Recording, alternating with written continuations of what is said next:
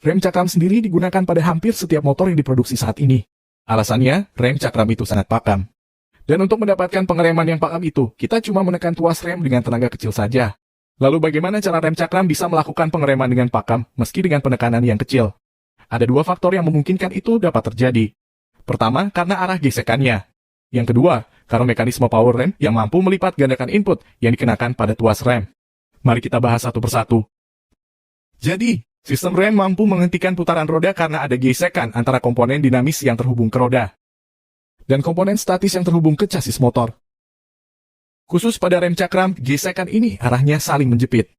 Sehingga ketika terjadi gesekan, tekanan sepasang kampas rem ini jadi lebih kuat. Tapi bagaimana cara menggerakkan kampas rem agar bisa menjepit piringan rem? Untuk urusan ini, kita memerlukan sebuah mekanisme penggerak rem. Selain berfungsi untuk menggerakkan kampas rem, mekanisme ini juga bisa melipat gandakan power yang kita berikan pada tuas rem. Inilah sebabnya rem cakram itu terasa ringan.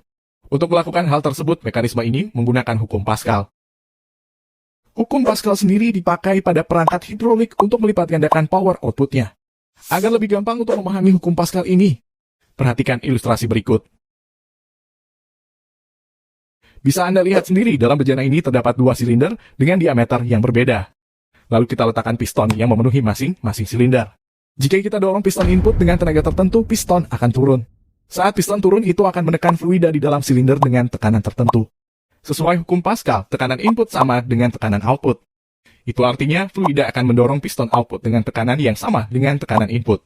Namun karena diameter pistonnya berbeda, maka tenaga yang dihasilkan juga berbeda. Seperti pada ilustrasi ini, diameter piston output jauh lebih besar, sehingga tenaga yang dihasilkan pada piston output bisa berlipat ganda daripada tenaga yang diberikan pada piston input. Sekarang kita balik ke rem cakram. Kalau Anda sering lihat ada komponen kotak di dekat tuas rem, ini adalah reservoir dan silinder input.